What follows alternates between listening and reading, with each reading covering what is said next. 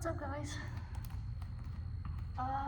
Okay, so I just got done doing some rowing, so I'm kind of getting like a little, I did this workout a couple weeks ago, or a couple days ago. Golly, let me focus really quick. Gotta take this brace off. But anyway, I did this workout a couple of days ago, and it felt really good, mostly upper body.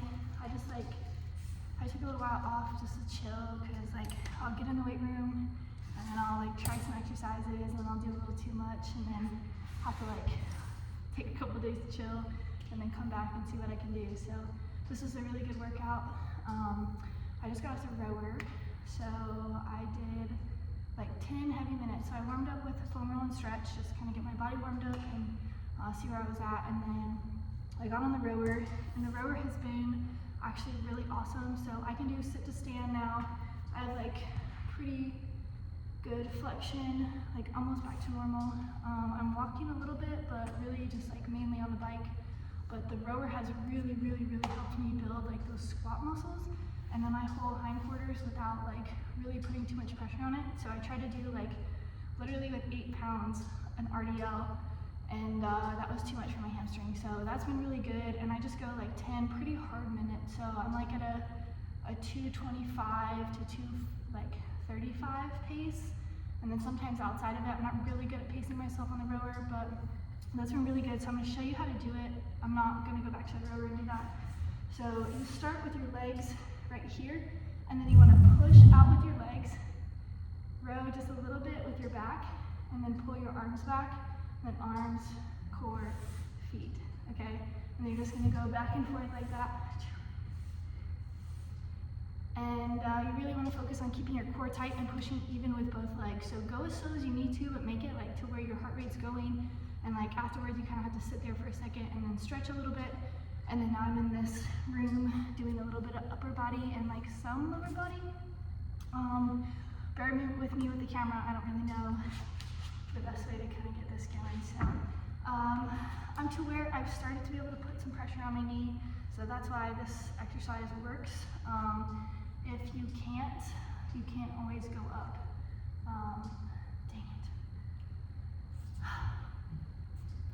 This is the worst part, is trying to figure out the camera angle. Okay, that's good. So what I'm gonna do, I feel like you can't even see me now, but one foot goes in front, everything's at 90 degrees, 90 degrees. I have a 7-pound weight, but like it should be pretty light. And what we're gonna do is we're gonna take the weight in our right hand, and the right knee is down, the left leg is forward, the left arm goes to the ground, and we're gonna twist with it, and then push the weight up into the air. So I wanna make sure I'm in a straight line from here, and then what we're gonna do is we're just gonna twist that weight. So we're working on shoulder rotation, getting the thumb as far both directions as we possibly can, and we wanna think about being nice and long through our spine. Really squeezing those abs, pushing our hips forward, and twisting that weight. I'm probably going to do about 8 to 10. I don't know if you can quite see that. It makes it just barely in the camera. I'll fix that for the next one. And about 8 to 10. You want like 7. And 8. And then we're going to face our palm forward, so towards you, so that the weight is vertical or parallel, golly, math, parallel with our body, and we're gonna bring that elbow down as far as we can comfortably and push it back up. So maybe just a little range of motion movement. We wanna drive that shoulder out of our ear. And again, think nice and long through the spine. I'm yelling. And again, like 8 to 10 here. And this is really going to get the backside of our shoulder blade muscles, and also our core and our hips, trying to stay in this position. All right, go ahead and take it down. We're going to go to the other side, but I'm going to adjust the camera really quick. So take a second, shake it out a little bit.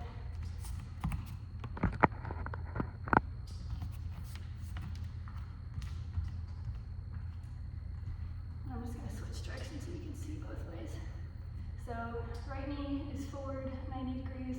Left knee is under us, left hand has the weight. Punch it to the sky, take the right hand down. Get nice and long through the spine, shoulder out of the ear. Hips are nice and open, and then we're going to take the thumb and twist it one way as far as we can, get a little squeeze, twist it back the other way, just 8 to 10 here.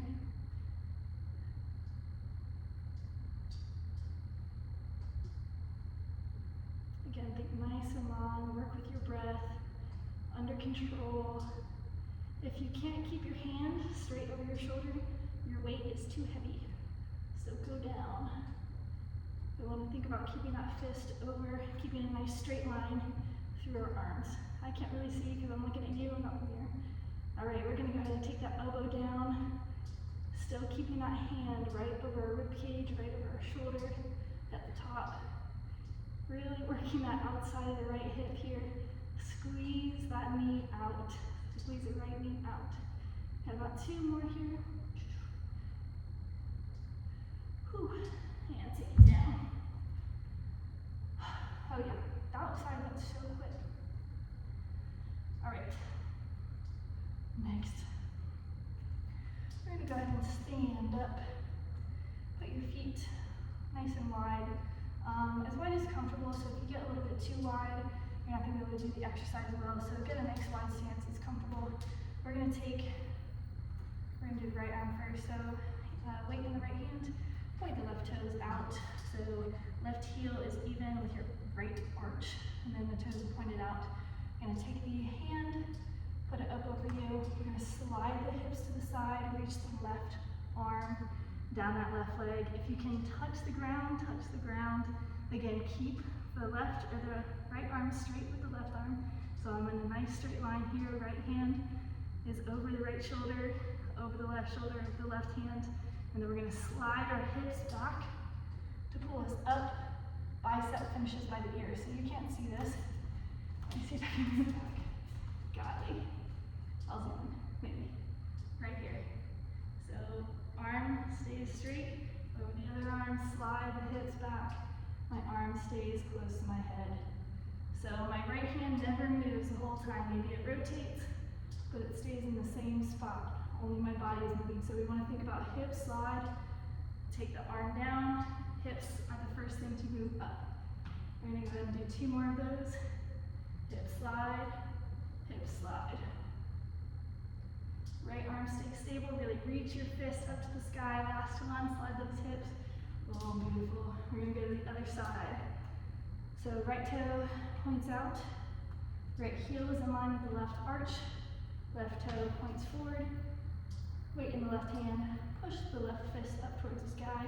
Again, we're going to slide the hips first, and then take that right hand down the right leg. The left fist stays right where it's supposed to be.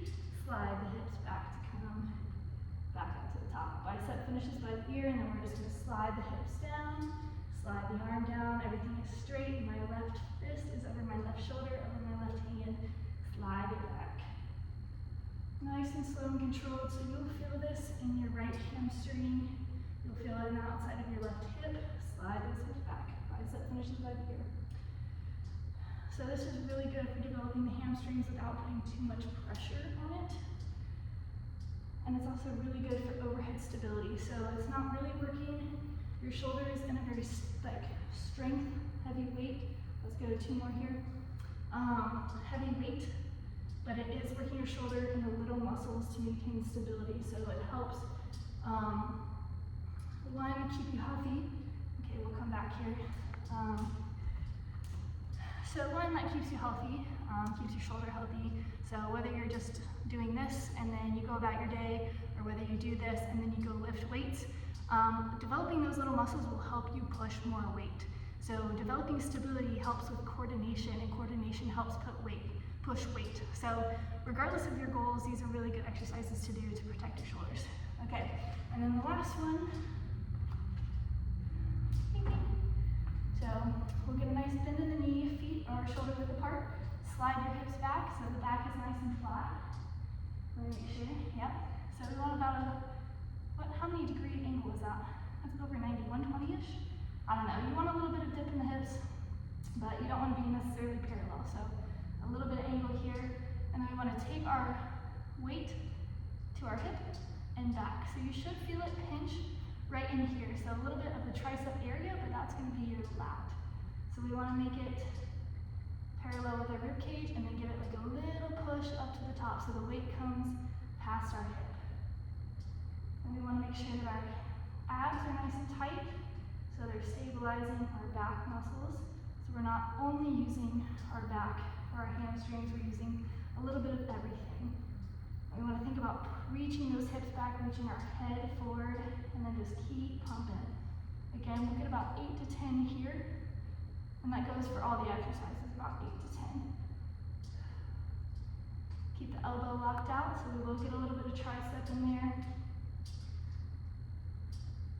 Keep the shoulders out of your ears, squeeze it down. Let's get 2 more. Control it on the way down. Nice. Switch sides. So again, feet shoulder width apart. You can come out of it, kind of shake around a little bit. And then we're going to slide those hips back. We'll bend in the knee, slide those hips back. Use your abs to protect your low back. Make sure everything's nice and flat. Shoulders down and back, shoulders out of the ears. And then head nice and long. Think about a string pulling you away from your tailbone. And then lock out that left arm. We're going to squeeze it up. Make sure we're getting the weight past our butt cheek. Squeeze the abs. Squeeze the top nice and long through our shoulder. Push the shoulder out of the ear. Big proud chest. Keep that elbow locked out. Squeeze your glutes, squeeze your abs. We got about 4 more. Control it all the way down. Chin neutral. Last one. Boom.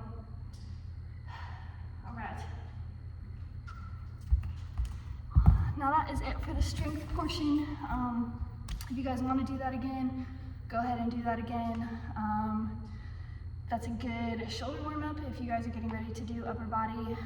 Maybe not on a heavy day, but more of a hypertrophy day. That's really good to get your shoulders going. I would say probably split that into 2 sets. So maybe do like 5 and 5 of each exercise 2 times if you guys are going into strength. So just depending on the fatigue level. So if you are doing heavier weight or if you're going overhead, these are going to tax your little muscles. So take down the fatigue, maybe take down the intensity, do a few less, do lighter weight going into your strength stuff.